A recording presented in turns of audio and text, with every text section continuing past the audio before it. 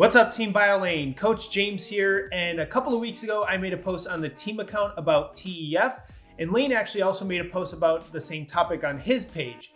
He mentioned a few things on his post that I did not mention in the post on the team account, so I thought that this video would be a great chance for me to include both perspectives and include the information from both posts, as well as answer a few questions that we did receive on the team account. In order for your body to generate energy from the food we eat, our bodies also have to expend energy to produce energy. And that is where TEF comes into play. So TEF, or Thermic Effect of Food, or Thermic Effect of Feeding, is the amount of energy it requires to digest and absorb the food we eat, which in turn produces energy for our cells. TEF accounts for only about 10% of our total daily energy expenditure, or the number of calories we burn each day. Each macronutrient has a different value for TEF, fats being the lowest at somewhere around 0 to 3%.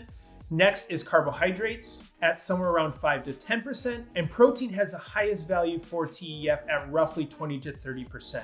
So if you were to eat 100 calories of protein, you're gonna burn roughly 20 to 30 of those calories to help digest and absorb that protein. So how TEF is measured or estimated is generally done by measuring a person's resting metabolic rate, and they feed them a certain amount of protein, carbs, or fats independently, and then they measure the increase in metabolic rate. So on a per calorie basis, protein is going to have the highest amount of energy required to digest and process that food compared to carbs and fats. So one question I did get is, okay, if we know that 1 gram of protein is equal to 4 calories, then can you subtract the TEF from the energy content of protein? And that's a great question. And logically, it kind of makes sense to do that. However, you've got to remember that how we estimate TEF and how we measure the energy content of a food are two different measures. And it would be more like comparing apples to oranges. So it's not like you can necessarily do that. So how we measure the energy value of a food is through what's called bomb calorimetry. So basically you incinerate a certain amount of a food and then you measure its heat production. So if you take 1 gram of protein and incinerate it in a bomb calorimeter, it would produce 4 calories of heat production.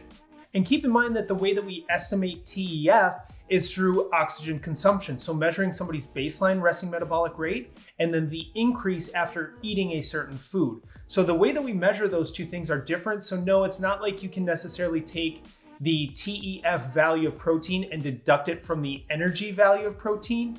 It doesn't work out that way. Another great question I received was, can you lose more weight by increasing foods that are higher in TEF? So can I lose more weight by increasing my protein intake? And in theory, again, that's a great idea, but it doesn't really pan out that way. So on Lane's post, he actually discusses what this amounts to. So if you were to double your protein intake, you're only gonna be burning about 60 calories more.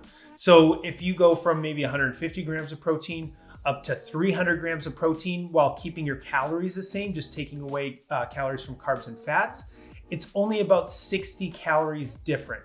So you can imagine that having to eat double your protein is going to be a lot harder than maybe reducing your total calorie intake by, let's say, 150 calories. 60 calories doesn't really amount to weight loss. Even over time, it would take a really long time to make any meaningful impact. So no, you can't simply increase weight loss by doubling protein or other foods higher in TEF. However, foods that are higher in TEF, like protein or fiber, which is a carbohydrate, are gonna help you feel more satiated. Having greater satiety is very helpful when you are in a diet and you're trying to lose weight, and keeping you fuller for longer in between your meals and helping you meet your macronutrient targets and not go over. Protein has a number of other benefits aside from having a higher thermic effect of food value. It is also super helpful for improving muscle mass. If you can improve your muscle mass to a significant degree, you are also going to increase your energy expenditure, which will further help with your fat loss endeavors. That's all I have for you guys today. If you have any questions about this topic, please comment them below. I'd love to hear them and discuss this topic further. If you want to reach out to me directly, you can find me at Jaymes Longstom on Instagram, and shoot me an email to james@biolayne.com for any coaching inquiries, or if you'd like to have a further discussion about the topic. Thank you all again, and have a great day.